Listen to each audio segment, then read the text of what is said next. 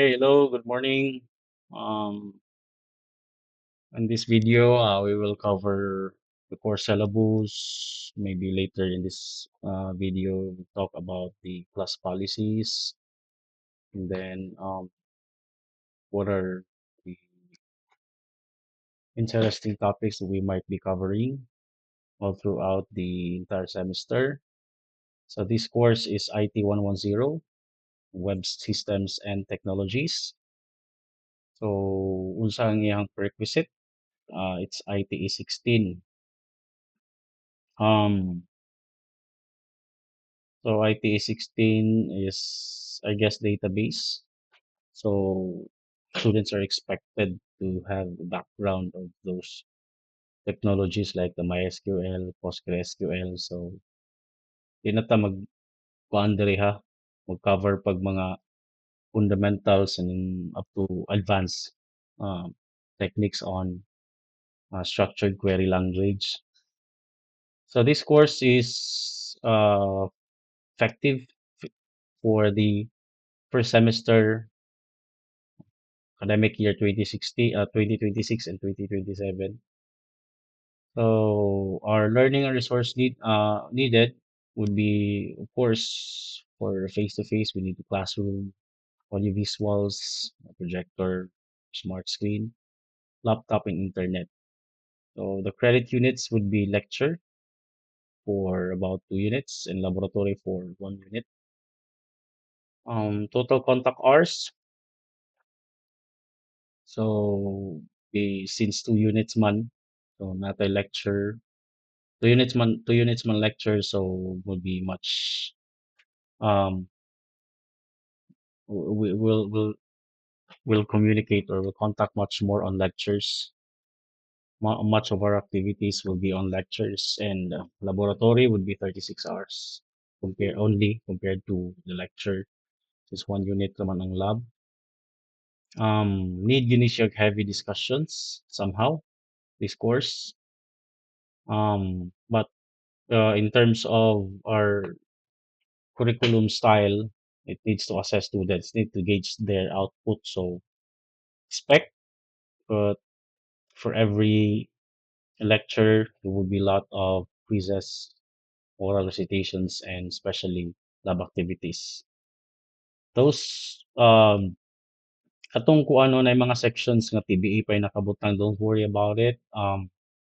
Ngita ko way, paabot lang mo, or maybe mahuman lang ang semester ani, basig wala gitay room. So, what would we do is kuan lang no, mo-chat lang ko sa mga faculty sa CCIS kung nabay time nga dili nila gamiton ang ilahang mga labs, so mohangyo ko kulman ako. So yung ana lang atong buhaton, paabot lang mo sa akong mga announcement, stay put lang ta, and then expect lang gid mo nga magklase, okay? Kay pag mo announce ko nga kuan, at least na mo sulod sa premise, at least, or at least na mo sa hiraya. Pag mo announce ko diri ta meet, okay? So sa katong mga wala pay kuan ha TBE pa ang ilahang lab. Okay, yes, learning modality is face to face and online. So wala pa ni ma-edit din hiya. I believe sa ako ang distribute pud nga student copy for syllabus, no, ako pud to ma-edit. But expect a learning modality of face to face pud, no. Online, okay, aside from face to face. Outcomes based evidence is at least 80% of the class attain more than 60% on all the COs. So mo na atong paningkamutan nga 80% sa inyo, at least tanan 60% o sa tanang CO. Pila man ta ka COs din niya or course outcome. So ang course outcome diri natay 3. May makita niyo diri course outcomes. Naay tulo. Apply fundamental principles of web development to create dynamic and interactive web page from scratch. Create JavaScript API, create websites using popular web frameworks. So you can study it in advance. Where are those terminologies have been brought up? So at least di na kayo mo foreign terminologies. So you have to embrace what this course is all about. So pwede na mo mag-advance gid og kuan. Tuon. So for this course, um, this is an in-depth study of the internet.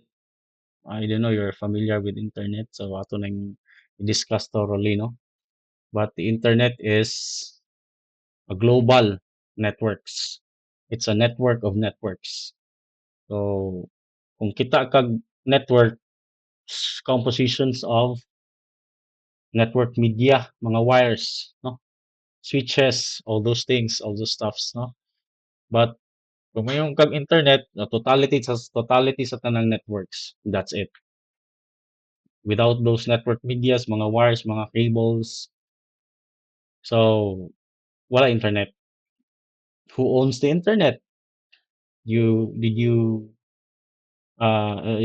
is there uh one instance nga naka-ask mo nga tag-iya ng internet. So basically wala na. Ato lang discussan. World Wide Web, so unsa po na, so on top of the internet, di na to ma-enjoy ang internet kung wala na yung World Wide Web. Basically, ang World Wide Web, tanan nga mga, um, how our documents are being managed on top of the internet. So, how our documents are being processed, how our documents are being migrated. So, those things, what we call World Wide Web. How our document from a Word document be transformed into a page. So, mo na siya World Wide Web. So, it's the centrality of the web, the World Wide Web are pages. So, diha na din manulod ang mga hyperlinks, no, mga hyperlinks, mga images, videos, how all those things. So, how they are being transformed. It's all about the World Wide Web. This course covers web technologies, of course. We have to know those things, information architecture, digital media, web development, vulnerability, social media, especially social media, HTML, XHTML, and cascading style sheets, JavaScript code. So if you're unfamiliar, better to advance research those things. This includes an introduction, no, to create dynamic web pages. So, dili lang basic web pages or static web pages. We'll be dealing with dynamic web pages. So, with this dynamic feature of the applications that we are looking forward, so gauge ang yung complexity of understanding specific topic. So, nagyapoy madugo gihapon nga activity gid gyapon ani, no? So, just to gauge your how complex can uh how complex you create how your applications, no, the level of complexity that your application can brought, no, or can offer. So kana, and then of course it will be made possible becoming a page, a mere page become a dynamic with this technology like the PHP, MySQL, and together with the JavaScript. So we'll be having extensive laboratory exercises. So expect na mo ana. Students also complete their projects. So um sa previous nga syllabus, ako na siyang na-edit, no? Sa previous nga syllabus, sa midterm, ga-expect siya og midterm project or minor project sa midterm, along with a midterm written exam. But this time, no, dili na necessary, no? Sa ako lang thinking, because instead nga naatay midterm project, daghanon na lang natog activities. I don't know if you have noticed already, nakibutang diri mga individual activity 2, no, okay, 1, 2, 3, no, and then 4. So kana tanan, na-mention diri ang nga part sa assessment nga part. So I don't know if na-notice ninyo. Unsa man to? Unsa may natandog na ako o nahimo siya. Madali lang ha. Sige lang kay murag nabungkag lagi siya.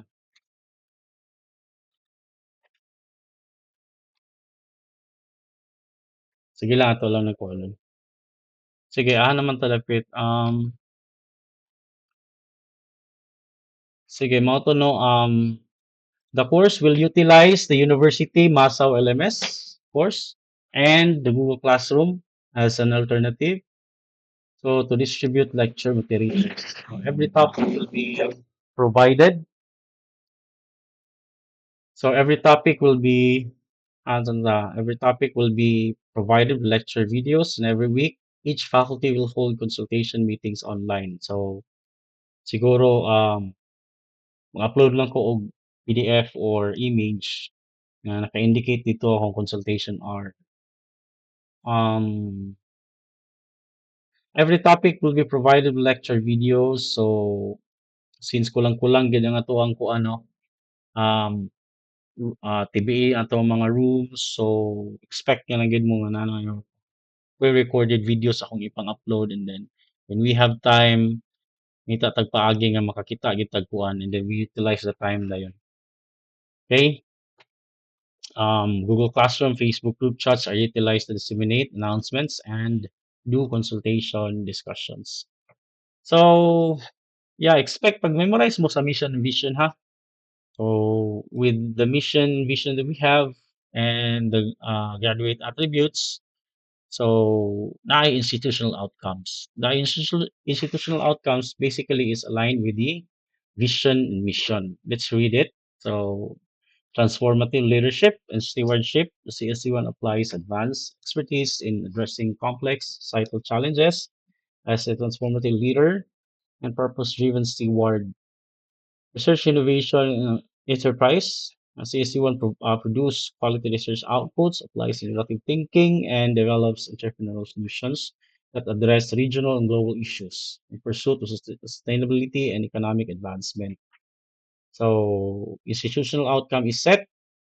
With that, how are specific topics ng pinakaubos are aligned with the institutional outcomes. So, di man mingon nga magbuot-buot lang ang college. So, with this document, ma-align, makita nimo how our specific courses, our specific programs are aligned with the institution's mandate or institution's vision and mission. So, makita nimo dire IO, no, institutional outcomes na align sa program educational objectives. So, unsa man atong program? Program na to is, I believe, we all are Bachelor of Science Information Technology. Yun sa man pag-align. So, tungod aning program educational objectives. Naka-indicate diri in 3 to 5 years, pag mo-graduate kag BSIT program, dapat unsa na ka successful IT professionals. So, pila edad ninyo karon? Butang ta lang nana mo sa 22. No, nana mo sa 22. So, pag-graduate ninyo sa SU 24, 23 ana butang ta lang.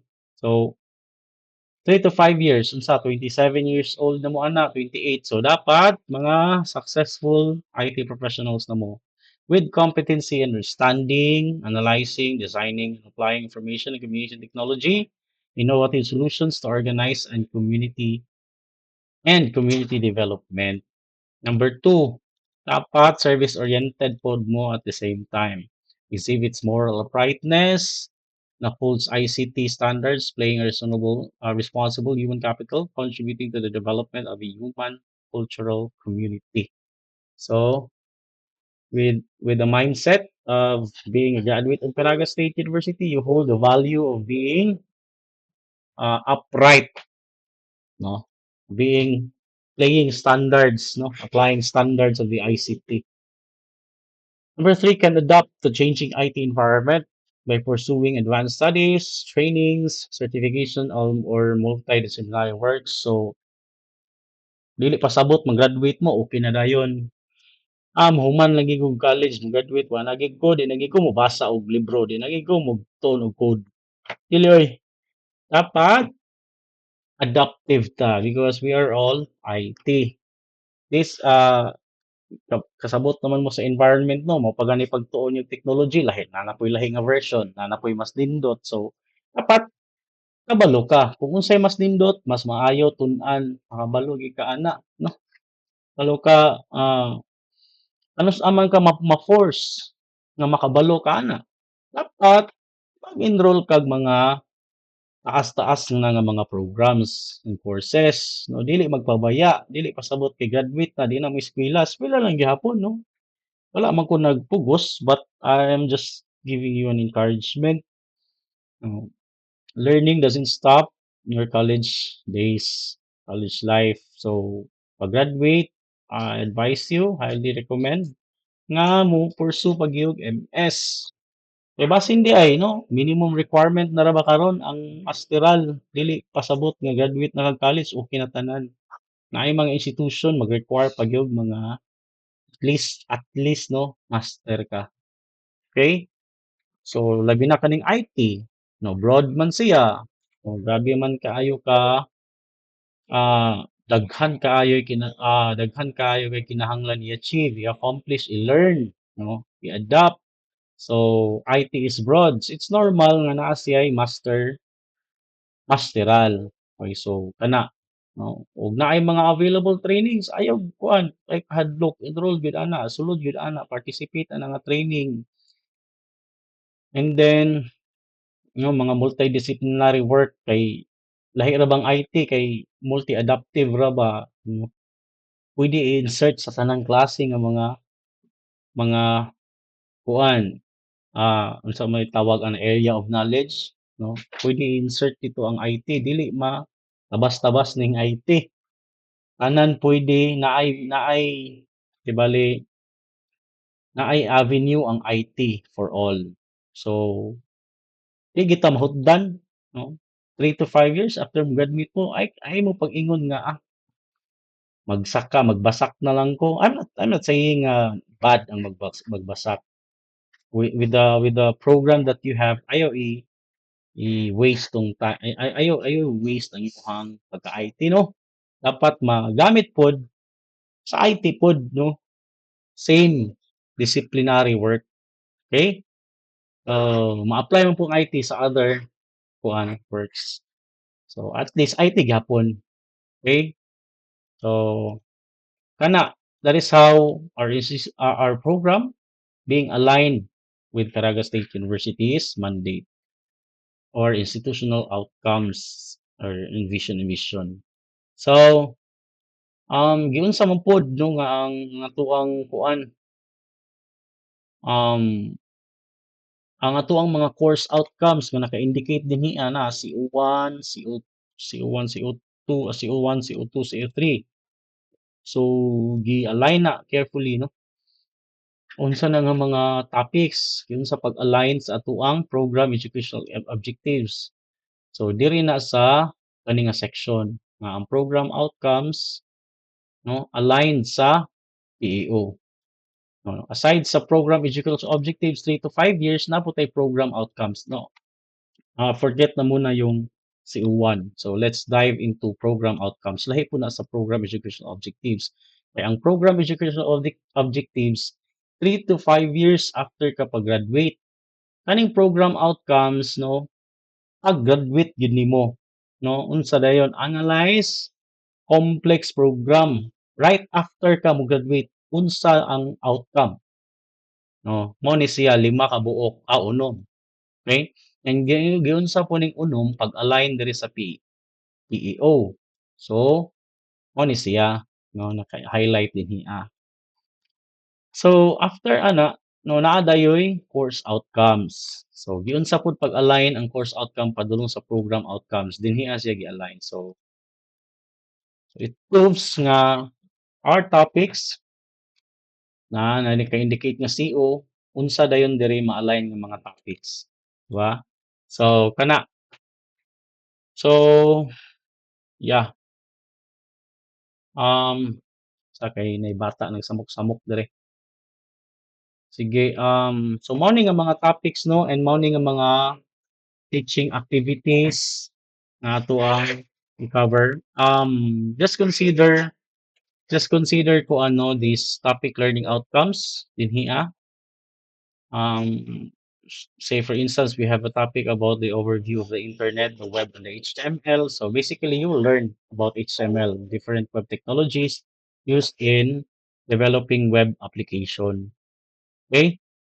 So, mo na siya ang mo ni ato ang mga topics tanan.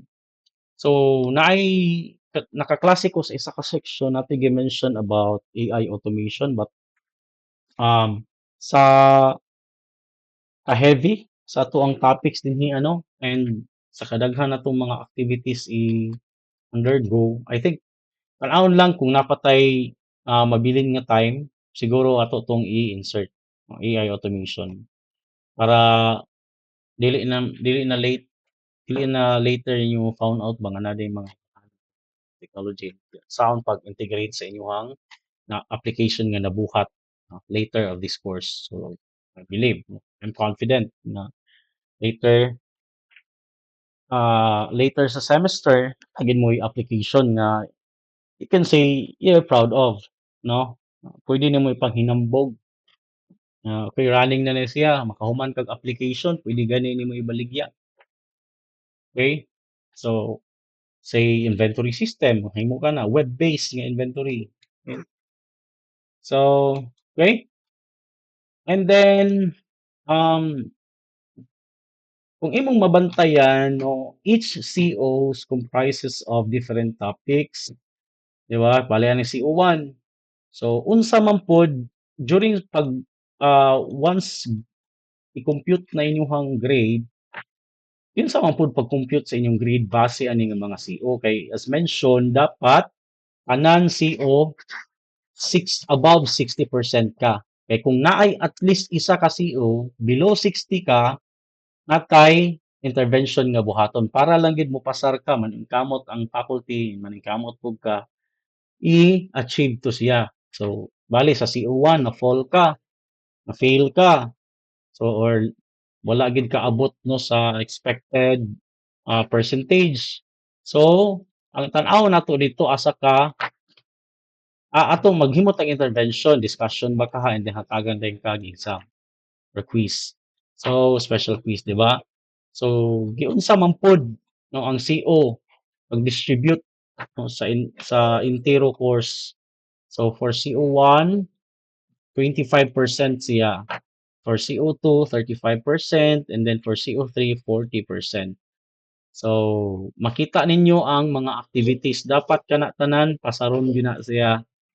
Or dapat kana tanan, ang ma-achieve yun nimo is, inig-compute mo man 25%, mahimo naman ang kuan, inig-transmute ana, that's 100% sa CO1. So, distribute ang 100% na 25% per assessment task. So, dapat ha, 60% mo pasar gid ka. 60% of all the activities pasar gid ka. Imong ma-achieve na points. And then for the kuan mo ni siya no for the CO3, CO2 35%. Okay? Naay mga kuan dinhi actually it's my first time to apply case study to include I mean it's the first time for me to kuano kanang include a case study of such course. So na-apply ni siya sa previous nga nag-handle ani. So maybe connect no makig-talk ko adto nga mga faculty how did they do it? So what are their kuan? How they grade their students? What are the rubric? So makikonnect ako sa ilaha. Most likely um i-gauge no ang inyong understanding of the things you will learn based on the topics nga naka-stipulate dinhi. So kana lang bali sa CO2 kung natay case study sa CO2 asa man ang CO2 diri map nimo makita man nimo naka-map man na diri. Uy, about JavaScript di ay. Maybe I'll give you a sample website and then you write a case, you do a case study, you write something to it, um, you experiment using dev tools, kana nga mga siguro sa ako lang kuan, sa ako lang ah tan-aw no. Murag mao na nga siya nga mga case study atong pabuhaton. So bear with me because in terms of including a case study work or assessment task ani nga course. It's first time sa ako, no, brand new kay sa akong experience. But sige, and then for CO3, 40% siya, so mas heavy na sa CO3. Kay diri na gyud maghimo na gyud tag application gyud ano, full blown application na gyud siya. Nanay database, nanay high level nga mga frameworks like single page applications like React, also for a well-known um, PHP framework like Laravel. Why do we need those frameworks?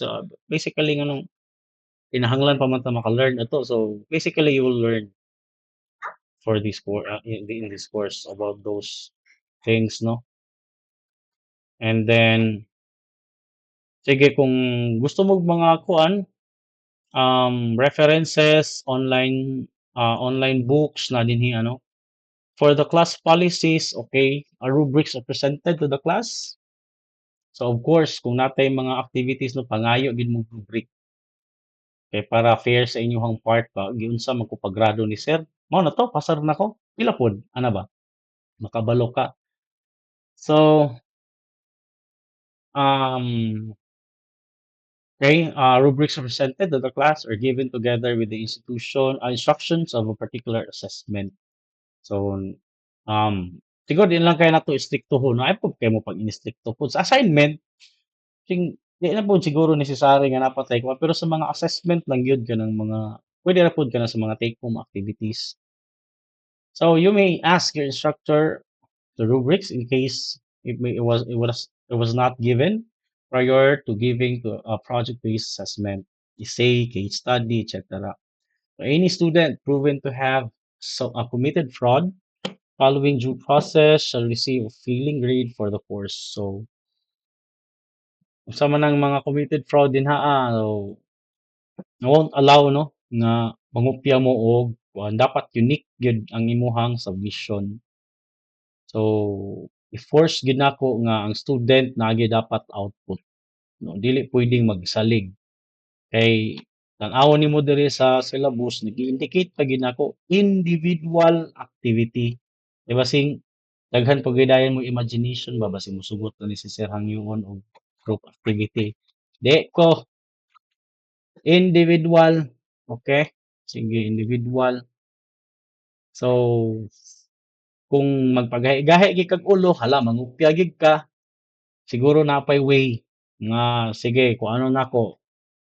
Sige, mao gini imong submission, abtan na kang deadline, okay. I-present nimo.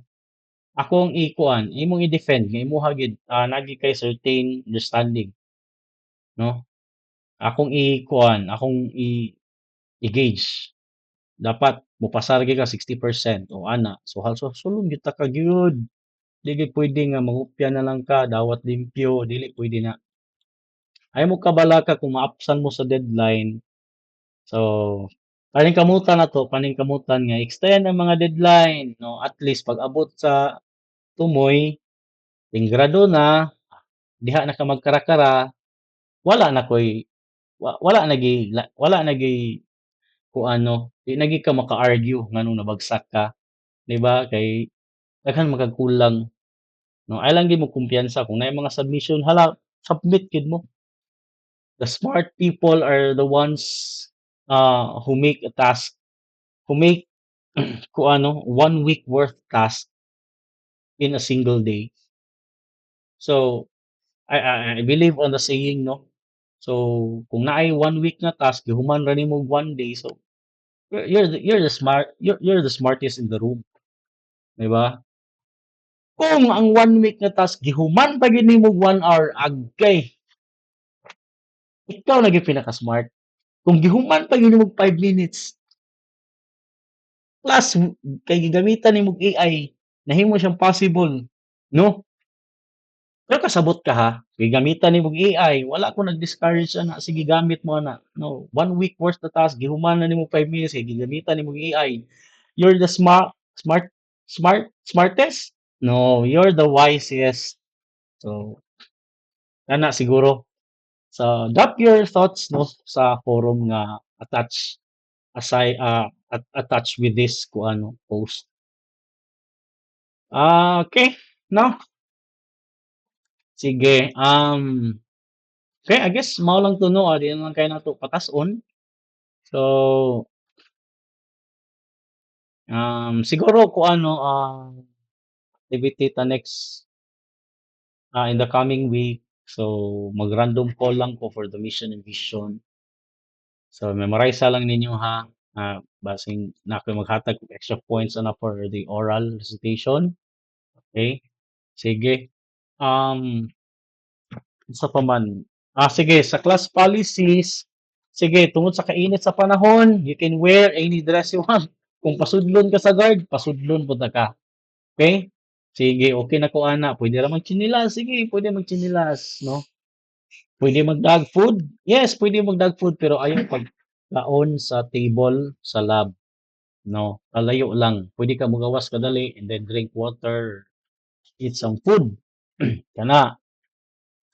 Um, each activities you can bring your laptop. No, I am open, no, to you. I am open for all nga magamit sa ilang personal nga laptop kay para of course it's an advantage kung nagid mo yung laptop, no.